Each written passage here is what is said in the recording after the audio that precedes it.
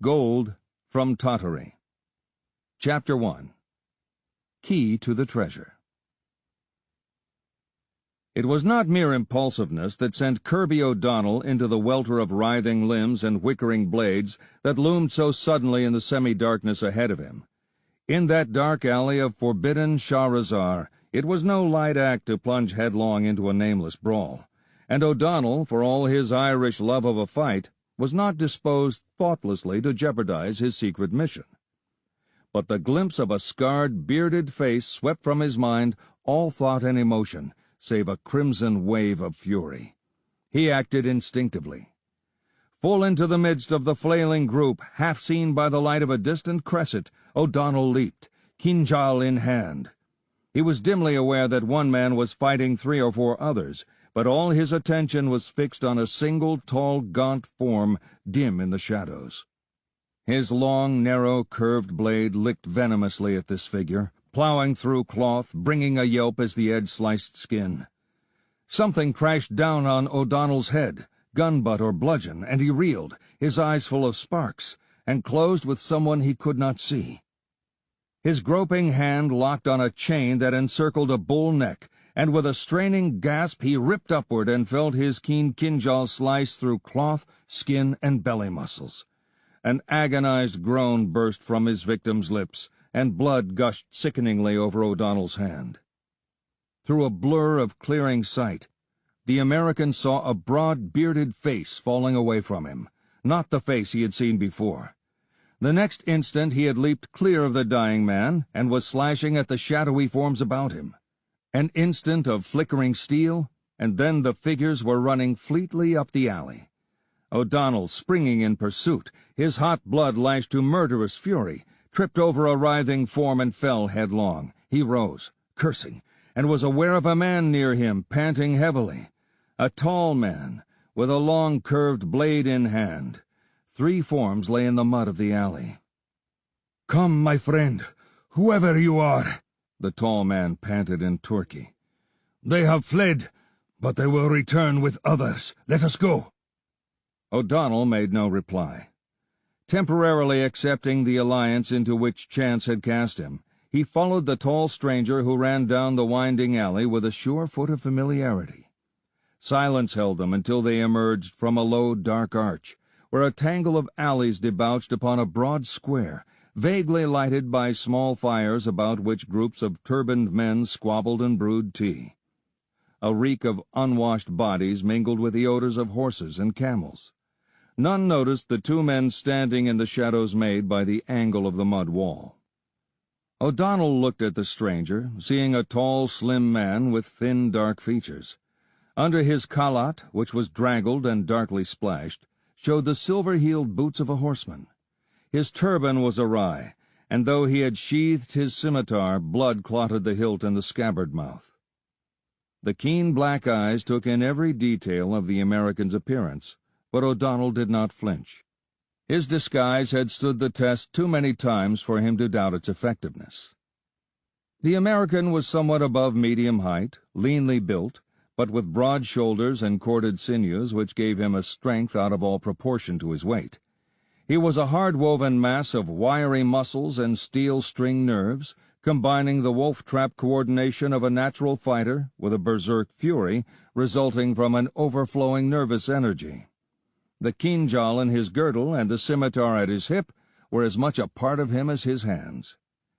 He wore the Kurdish boots, vest, and girdled khalat like a man born to them. His keen features, burned to bronze by desert suns, were almost as dark as those of his companion. "Tell me thy name," requested the other.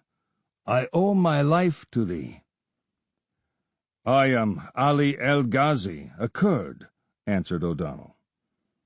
No hint of suspicion shadowed the other's countenance. Under the coiffed Arab keffiyeh, O'Donnell's eyes blazed lambent blue, but blue eyes were not at all unknown among the warriors of the Iranian highlands. The Turk lightly and swiftly touched the hawk-headed pommel of O'Donnell's scimitar. "I will not forget," he promised. "I will know thee wherever we meet again. Now it were best we separated and went far from this spot, for men with knives will be seeking me, and thou too, for aiding me." And like a shadow, he glided among the camels and bales, and was gone. O'Donnell stood silently for an instant, one ear cocked back toward the alley, the other absently taking in the sounds of the night. Somewhere a thin wailing voice sang to a twanging native lute. Somewhere else a feline-like burst of profanity marked the progress of a quarrel. O'Donnell breathed deep with contentment, despite the grim, hooded figure that stalked forever at his shoulder, and the recent rage that still seethed in his veins. This was the real heart of the East which had long ago stolen his heart and led him to wander afar from his own people. He realized that he still gripped something in his left hand, and he lifted it to the flickering light of a nearby fire. It was a length of gold chain, one of its massy links twisted and broken. From it depended a curious plaque of beaten gold, somewhat larger than a silver dollar, but oval rather than round. There was no ornament, only a boldly carven inscription which O'Donnell, with all his Eastern lore, could not decipher. He knew that he had torn the chain from the neck of the man he had killed in that black alley, but he had no idea as to its meaning. Slipping it into his broad girdle, he strode across the square, walking with the swagger of a nomadic horseman that was so natural to him. Leaving the square, he strode down a narrow street, the overhanging balconies of which almost touched one another. It was not late. Merchants in flowing silk robes sat cross-legged before their booths, extolling the quality of their goods: Mosul silk, matchlocks from Herat, edged weapons from India, and seed pearls from Baluchistan. Hawk-like Afghans and weapon-girdled Uzbeks jostled him. Light streamed through silk-covered windows overhead, and the light silvery laughter of women rose above the noise of barter and dispute.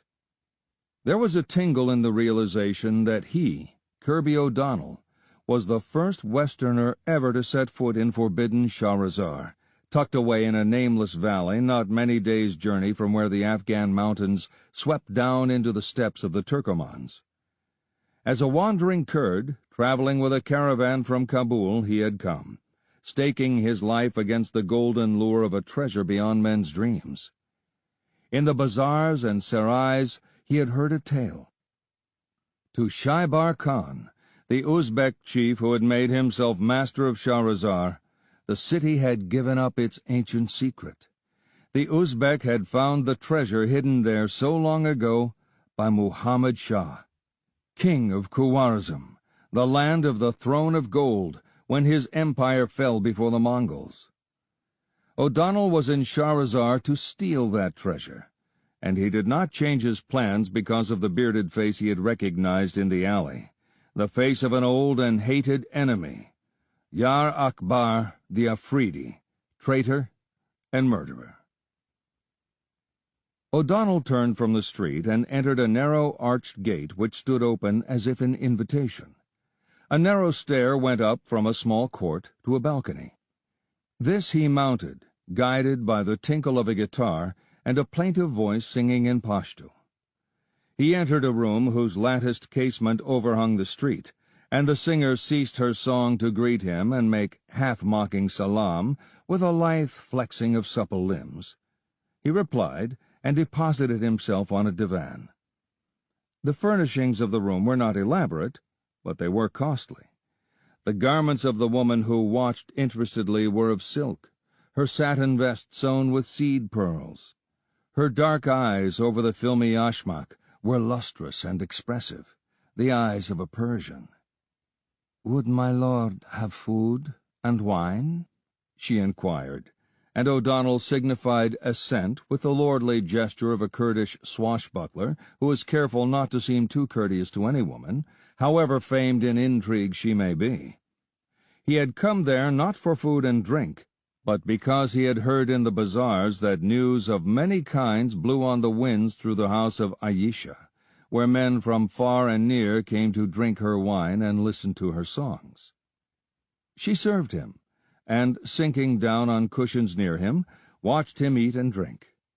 O'Donnell's appetite was not feigned. Many lean days had taught him to eat when and where he could. Ayesha seemed to him more like a curious child than an intriguing woman, evincing so much interest over a wandering Kurd, but he knew that she was weighing him carefully behind her guileless stare, as she weighed all men who came into her house. In that hotbed of plot and ambitions, the wandering stranger today might be the Emir of Afghanistan or the Shah of Persia tomorrow. Or the morrow might see his headless body dangling as a feast for the birds. "You have a good sword," said she. He involuntarily touched the hilt. It was an Arab blade, long, lean, curved like the crescent moon, with a brass hawk's head for a pommel. "It has cut many a Turkoman out of the saddle," he boasted, with his mouth full, carrying out his character. Yet it was no empty boast. "Aye." She believed him and was impressed. She rested her chin on her small fists and gazed up at him, as if his dark, hawk-like face had caught her fancy.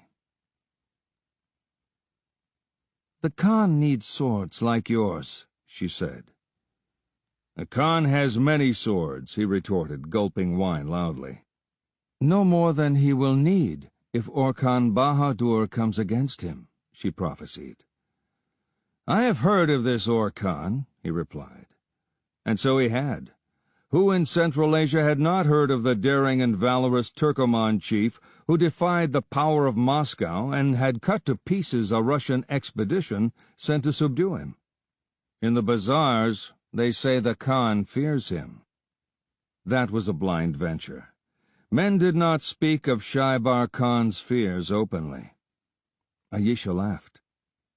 "Who does the Khan fear?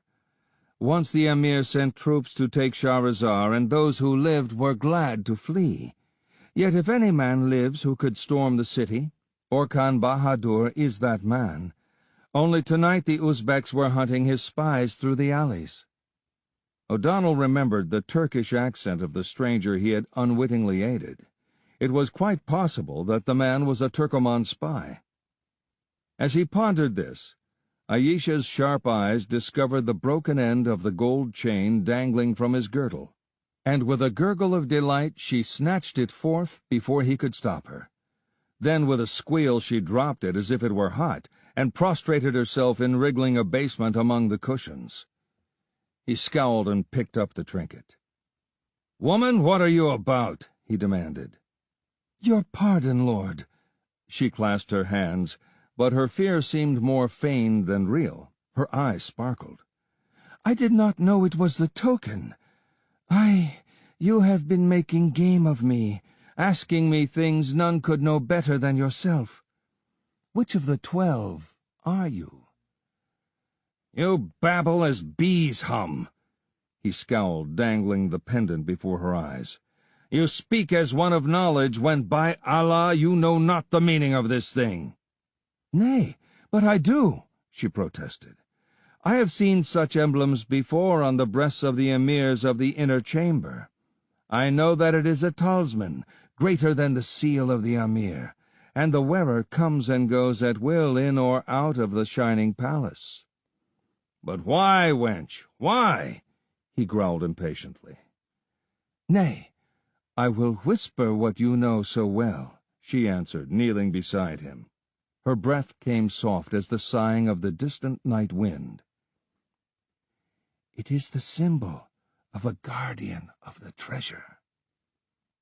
She fell away from him, laughing. "Have I not spoken truly?" He did not at once reply.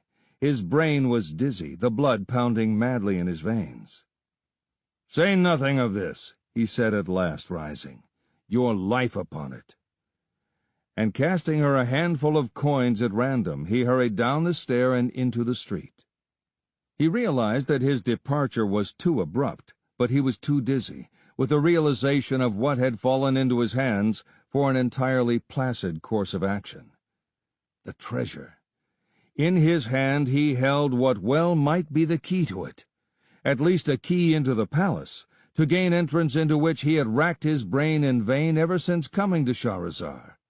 His visit to Ayesha had borne fruit beyond his wildest dreams. Chapter 2. The Unholy Plan.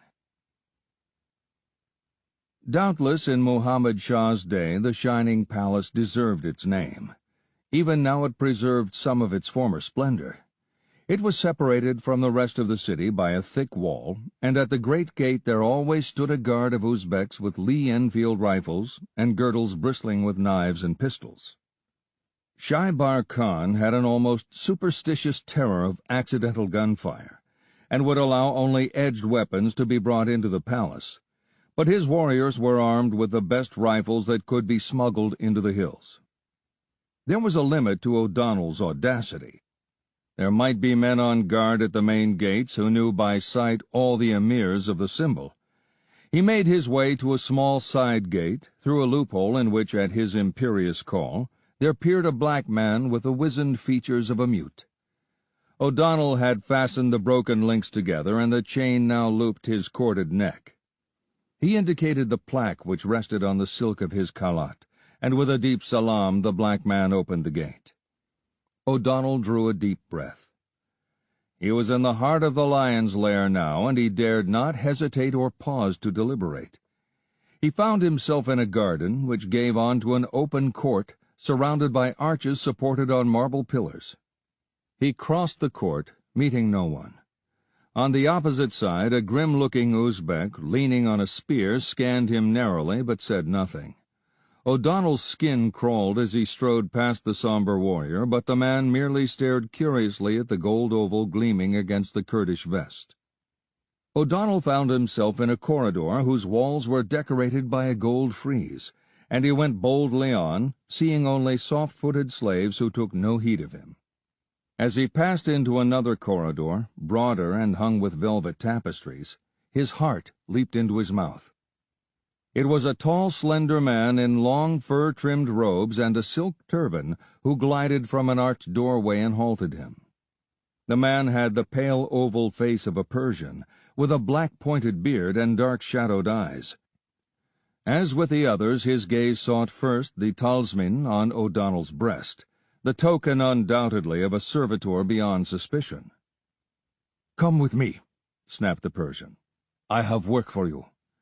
And vouchsafing no further enlightenment, he stalked down the corridor as if expecting O'Donnell to follow without question, which indeed the American did, believing that such would have been the action of the genuine guardian of the treasure.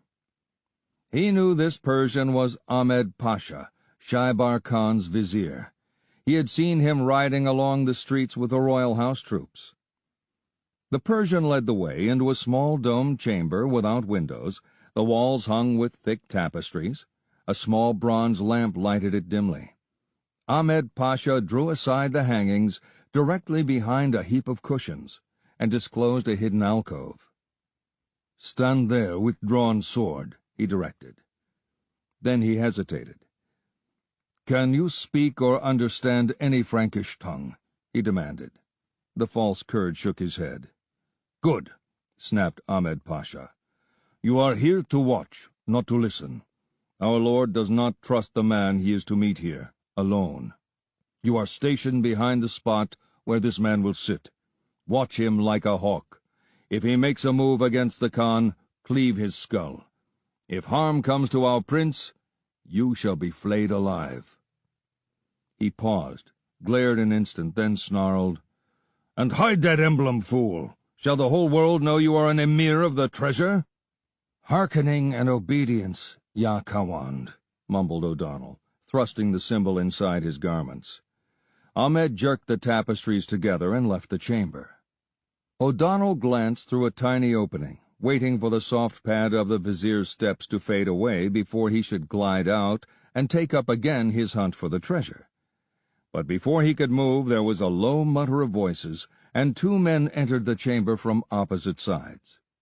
One bowed low and did not venture to seat himself until the other had deposited his fat body on the cushions, and indicated permission. O'Donnell knew that he looked on Shaibar Khan, once the terror of the Kirghiz steppes, and now lord of Shahrazar. The Uzbek had the broad, powerful build of his race, but his thick limbs were soft from easy living. His eyes held some of their old restless fire, but the muscles of his face seemed flabby, and his features were lined and purpled with debauchery. And there seemed something else, a worried, haunted look, strange in that son of reckless nomads. O'Donnell wondered if the possession of the treasure was weighing on his mind. The other man was slender, dark, his garments plain beside the gorgeous ermine-trimmed caftan, pearl-sewn girdle and green emerald-crested turban of the Khan. This stranger plunged at once into conversation, low-voiced but animated and urgent. He did most of the talking, while Shaibar Khan listened, occasionally interjecting a question or a grunt of gratification. The Khan's weary eyes began to blaze, and his pudgy hands knotted as if they gripped again the hilt of the blade which had carved his way to power.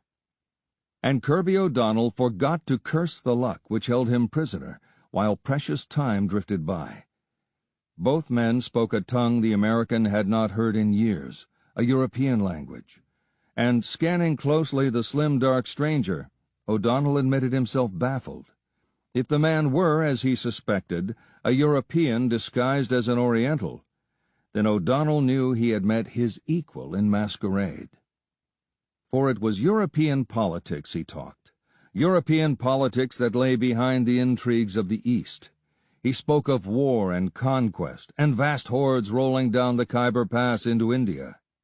To complete the overthrow, said the dark, slender man, of a rule outworn. He promised power and honors to Shaibar Khan, and O'Donnell, listening, realized that the Uzbek was but a pawn in his game, no less than those others he mentioned. The Khan, narrow of vision, saw only a mountain kingdom for himself, reaching down into the plains of Persia and India and backed by European guns, not realizing those same guns could just as easily overwhelm him when the time was ripe. But O'Donnell, with his Western wisdom, read behind the dark stranger's words, and recognized there a plan of imperial dimensions, and the plot of a European power to seize half of Asia. And the first move in that game was to be the gathering of warriors by Shaibar Khan. How? With the treasure of Khwarazm. With it he could buy all the swords of Central Asia. So the dark man talked, and the Uzbek listened, like an old wolf who harks to the trampling of the musk oxen in the snow. O'Donnell listened, his blood freezing as the dark man casually spoke of invasions and massacres, and as the plot progressed and became more plain in detail, more monstrous and ruthless in conception, he trembled with a mad urge to leap from his cover and slash and hack both these bloody devils into pieces with the scimitar that quivered in his nervous grasp. Only a sense of self-preservation stayed him from this madness, and presently Shaibar Khan concluded the audience and left the chamber, followed by the dark stranger. O'Donnell saw this one smile furtively, like a man who has victory in his grasp. O'Donnell started to draw aside the curtain when Ahmed Pasha came padding into the chamber.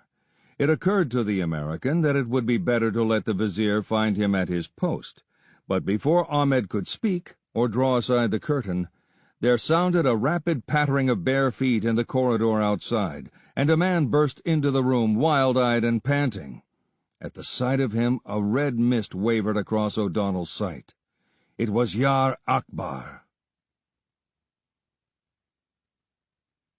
Chapter 3. Wolfpack. The Afridi fell on his knees before Ahmed Pasha. His garments were tattered, blood seeped from a broken tooth and clotted his straggly beard. "Oh, master," he panted, "the dog has escaped." Escaped! The vizier rose to his full height, his face convulsed with passion. O'Donnell thought that he would strike down the Afridi, but his arm quivered, fell by his side.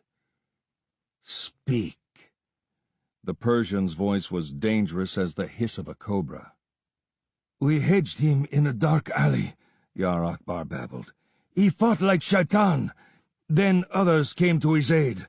A whole nest of Turkomans, we thought, but mayhap it was but one man. He, too, was a devil. He slashed my side. See the blood!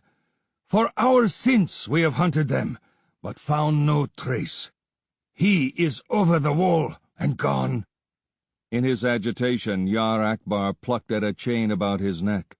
From it depended an oval like that held by O'Donnell. The American realized that Yar Akbar, too, was an emir of the treasure. The Afridi's eyes burned like a wolf's in the gloom, and his voice sank. "He who wounded me slew Otman," he whispered fearfully, "and despoiled him of the talisman." "Dog!" The vizier's blow knocked the Afridi sprawling. Ahmed Pasha was livid. "Call the other emirs of the inner chamber, swiftly!" Yar Akbar hastened into the corridor, and Ahmed Pasha called, "Oi! You who hide behind the hangings! Come forth!"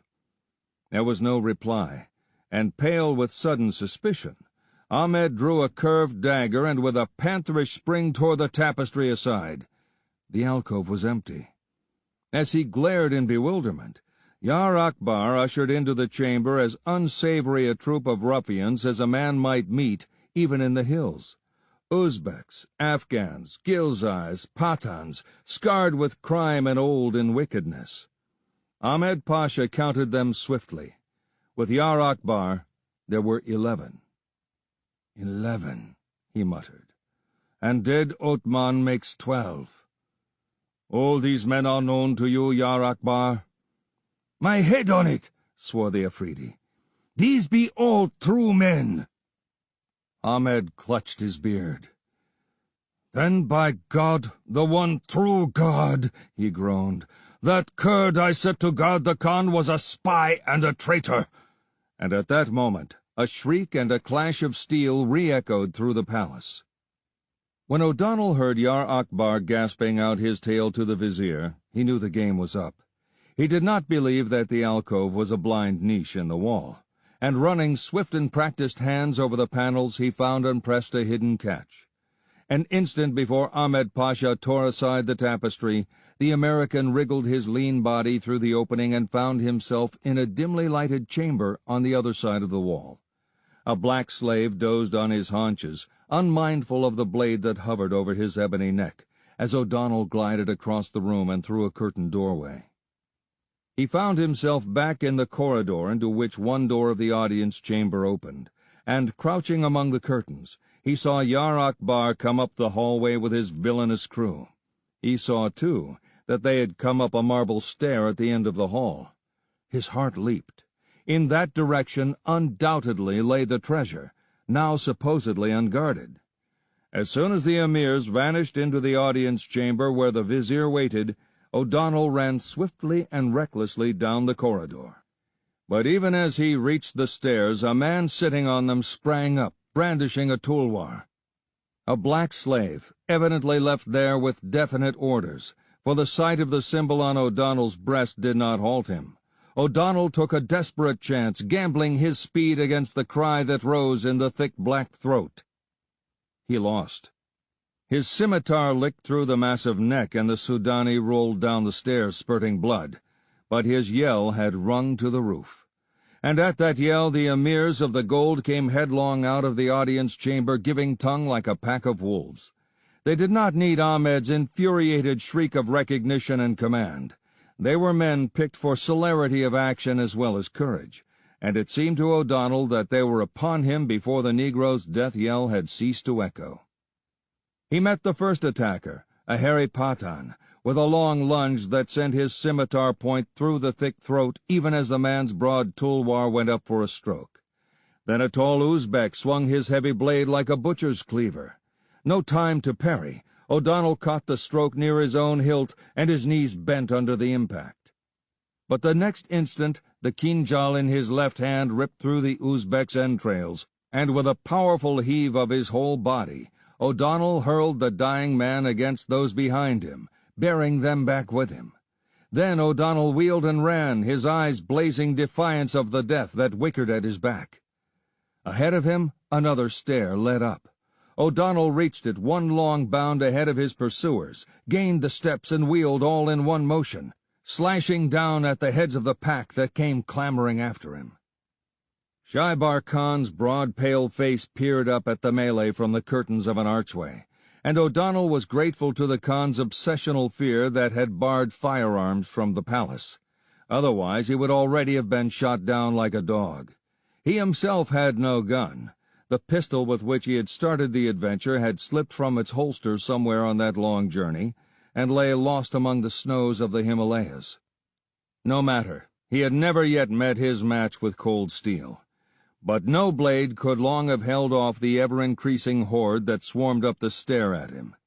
He had the advantage of position, and they could not crowd past him on the narrow stair. Their very numbers hindered them. His flesh crawled with the fear that others would come down the stair and take him from behind, but none came. He retreated slowly, plying his dripping blades with berserk frenzy. A steady stream of taunts and curses flowed from his lips, but even in his fury he spoke in the tongues of the East, and not one of his assailants realized that the madman who opposed them was anything but a Kurd.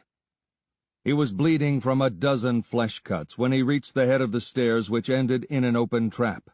Simultaneously the wolves below him came clambering up to drag him down. One gripped his knees, another was hewing madly at his head. The others howled below them, unable to get at their prey. O'Donnell stooped beneath the sweep of a tulwar, and his scimitar split the skull of the wielder. His keenjaw he drove through the breast of the man who clung to his knees, and, kicking the clinging body away from him, he reeled up through the trap. With frantic energy he gripped the heavy iron-bound door and slammed it down, falling across it in semi-collapse. The splintering of wood beneath him warned him, and he rolled clear just as a steel point crunched up through the door and quivered in the starlight. He found and shot the bolt, and then lay prostrate, panting for breath. How long the heavy wood would resist the attacks from below, he did not know. He was on a flat-topped roof, the highest part of the palace.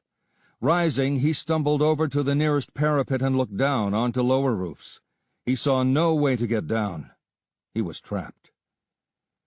It was the darkness just before dawn. He was on a higher level than the walls or any of the other houses in Shahrazar. He could dimly make out the sheer of the great cliffs which flanked the valley in which Shahrazar stood, and he saw the starlight's pale glimmer on the slim river which trickled past the massive walls. The valley ran southeast and northwest. And suddenly the wind, whispering down from the north, brought a burst of crackling reports. Shots? He stared northwestward, toward where he knew the valley pitched upward, narrowing to a sheer gut, and a mud-walled village dominated the pass. He saw a dull red glow against the sky. Again came reverberations. Somewhere in the streets below sounded a frantic clatter of flying hoofs that halted before the palace gate. There was silence then, in which O'Donnell heard the splintering blows on the trap-door and the heavy breathing of the men who struck them. Then suddenly they ceased, as if the attackers had dropped dead. Utter silence attended a shrilling voice, indistinct through distance and muffling walls. A wild clamor burst forth in the streets below. Men shouted, women screamed. No more blows fell on the trap. Instead, there were noises below, the rattle of arms, tramp of men, and a voice that held a note of hysteria shouting orders. O'Donnell heard the clatter of galloping horses and saw torches moving through the streets toward the northwestern gate. In the darkness up the valley he saw orange jets of flame and heard the unmistakable reports of firearms. Shrugging his shoulders, he sat down in an angle of the parapet, his scimitar across his knees. And there weary nature asserted itself, and in spite of the clamor below him and the riot in his blood, he slept. Chapter 4. Furious Battle. He did not sleep long, for dawn was just stealing whitely over the mountains when he awoke. Rifles were cracking all around, and crouching at the parapet, he saw the reason. Shahrazar was besieged by warriors in sheepskin coats and fur cowpacks. Herds of their horses grazed just beyond rifle fire, and the warriors themselves were firing from every rock and tree. Numbers of them were squirming along the half-dry riverbed, among the willows, sniping at the men on the walls who gave back their fire. The Turkomans of Orkhan Bahadur. That blaze in the darkness told of the fate of the village that guarded the pass. Turks seldom made night raids, but Orkhan was nothing if not original. The Uzbeks manned the walls, and O'Donnell believed he could make out the bulky shape and crested turban of Shaibar Khan among a cluster of peacock-clad nobles. And as he gazed at the turmoil in the streets below, the belief grew that every available Uzbek in the city was on the walls. This was no mere raid. It was a tribal war of extermination. O'Donnell's Irish audacity rose like heady wine in his veins, and he tore aside the splintered door and gazed down the stairs. The body still lay on the steps, stiff and unseeing. No living human met his gaze as he stole down the stairs, scimitar in hand. He gained the broad corridor, and still he saw no one. He hurried down the stair whereon he had slain the black slave, and reached a broad chamber with a single tapestried door. There was the sudden crash of a musket. A spurt of flame stabbed at him. The ball whined past him, and he covered the space with a long leap, grabbing a snarling, biting figure behind the tapestry, and dragged it into the open. It was Ahmed Pasha. "Accursed one!" The vizier fought like a mad dog. "I guessed you would come skulking here. Allah's curse on the hashish that has made my hand unsteady." His dagger girded through O'Donnell's garments, drawing blood. Under his silks, the Persian's muscles were like taut wires. Employing his superior weight, the American hurled himself hard against the other, driving the vizier's head back against the stone wall with a stunning crack. As the Persian relaxed with a groan, O'Donnell's left hand wrenched from his grasp and lurched upward, and the keen jaw encountered flesh and bone. The American lifted the still twitching corpse and thrust it behind the tapestry, hiding it as best he could. A bunch of keys at the dead man's girdle caught his attention, and they were in his hand as he approached the curtained door. The heavy teakwood portal, bound in arabesqued copper, would have resisted any onslaught short of artillery. A moment's fumbling with a mass of keys, and O'Donnell found the right one. He passed into a narrow corridor dimly lighted by some obscure means. The walls were of marble, the floor of mosaics.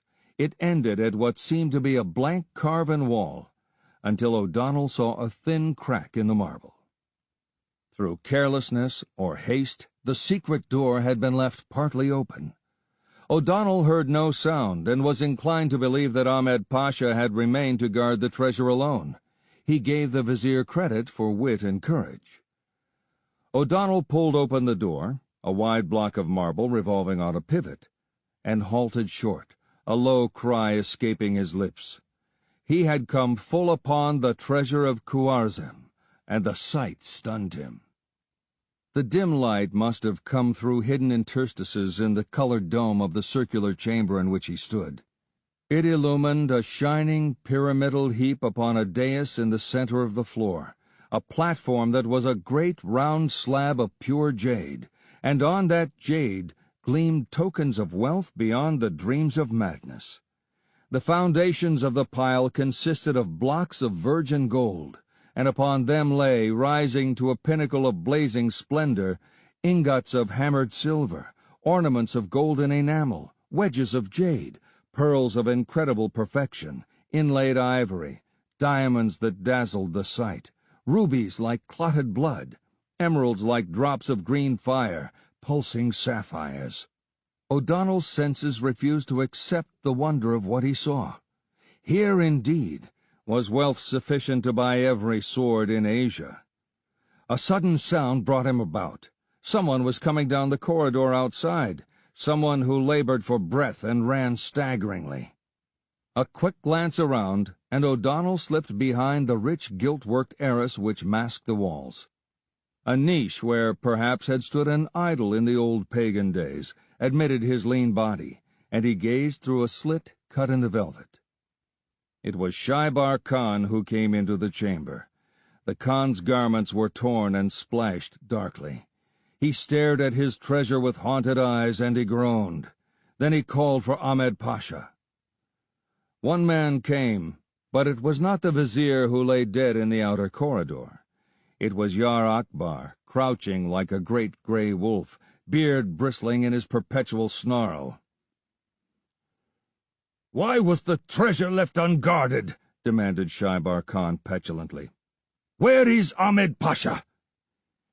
"He sent us on the wall," answered Yar Akbar, hunching his shoulders in servile abasement. "He said he would guard the treasure himself."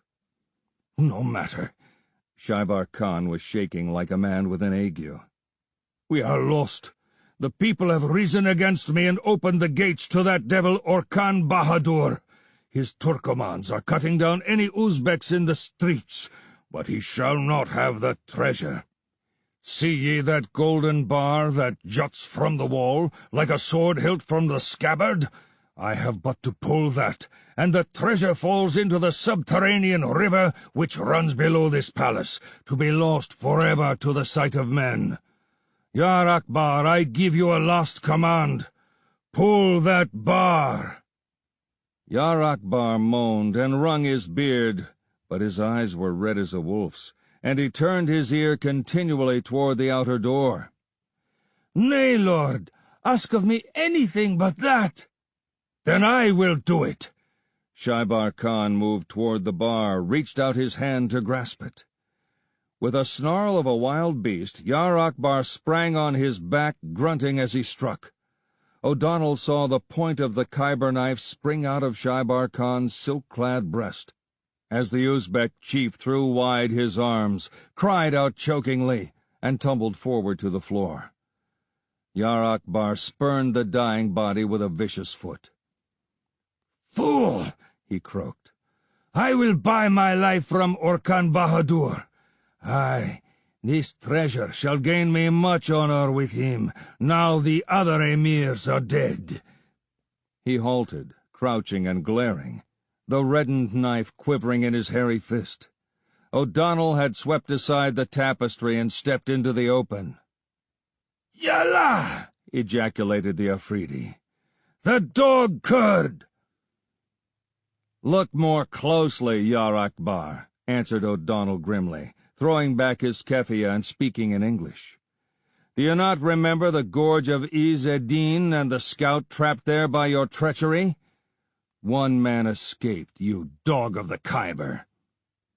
Slowly, a red flame grew in Yar Akbar's eyes. "El Shirku," he muttered, giving O'Donnell his Afghan name, the Mountain Lion. Then, with a howl that rang to the domed roof, he launched himself through the air, his 3-foot knife gleaming. O'Donnell did not move his feet. A supple twist of his torso avoided the thrust, and the furiously driven knife hissed between left arm and body, tearing his khalat. At the same instant, O'Donnell's left forearm bent up and under the lunging arm that guided the knife. Yar Akbar screamed, spit on the kinjal's narrow blade. Unable to halt his headlong rush, he caromed bodily against O'Donnell, bearing him down. They struck the floor together, and Yar Akbar, with a foot of trenchant steel in his vitals, yet reared up, caught O'Donnell's hair in a fierce grasp, gasped a curse, lifted his knife. And then his wild beast vitality failed him, and with a convulsive shudder he rolled clear, and lay still in a spreading pool of blood.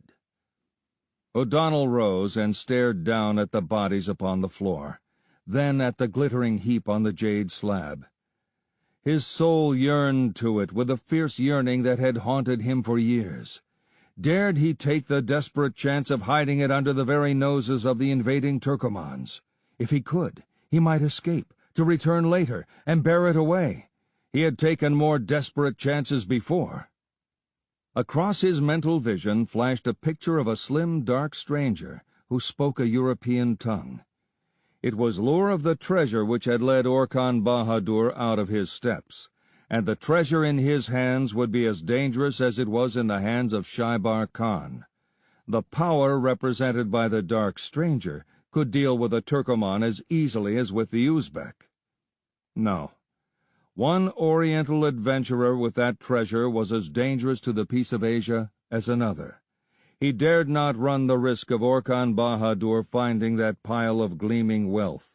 Sweat suddenly broke out on O'Donnell's body as he realized, for once in his life, a driving power mightier than his own desire. The helpless millions of India were in his mind as, cursing sickly, he gripped the gold bar and heaved it. With a grinding boom, something gave way. The jade slab moved, turned, tilted, and disappeared, and with it vanished in a final iridescent burst of dazzling splendor the treasure of Khwarazm. Far below came a sullen splash, and the sound of waters roaring in the darkness. Then silence. And where a black hole had gaped, there showed a circular slab of the same substance as the rest of the floor. O'Donnell hurried from the chamber. He did not wish to be found where the Turkomans might connect him with the vanishing of the treasure they had battled to win. Let them think, if they would, that Shaibar Khan and Yar Akbar had disposed of it somehow, and slain one another. As he emerged from the palace into an outer court, lean warriors in sheepskin caftans and high fur caps were swarming in. Cartridge belts crossed on their breasts, and yataghans hung at their girdles. One of them lifted a rifle and took deliberate aim at O'Donnell. Then it was struck aside, and a voice shouted, "By Allah, it is my friend Ali el-Ghazi!" There strode forward a tall man whose kalpak was of white lambskin, and whose kaftan was trimmed with ermine. O'Donnell recognized the man he had aided in the alley. "I am Orkhan Bahadur," exclaimed the chief with a ringing laugh. "Put up your sword, friend. Shahrazar is mine. The heads of the Uzbeks are heaped in the market square. When I fled from their swords last night, they little guessed my warriors awaited my coming in the mountains beyond the pass. Now I am Prince of Shahrazar, and thou art my cup companion. Ask what thou wilt, yea, even a share of the treasure of Khwarazm, when we find it." "When you find it," O'Donnell mentally echoed, sheathing his scimitar with a Kurdish swagger. The American was something of a fatalist. He had come out of this adventure with his life, at least, and the rest was in the hands of Allah. "Alhamdulillah," said O'Donnell, joining arms with his new cup companion.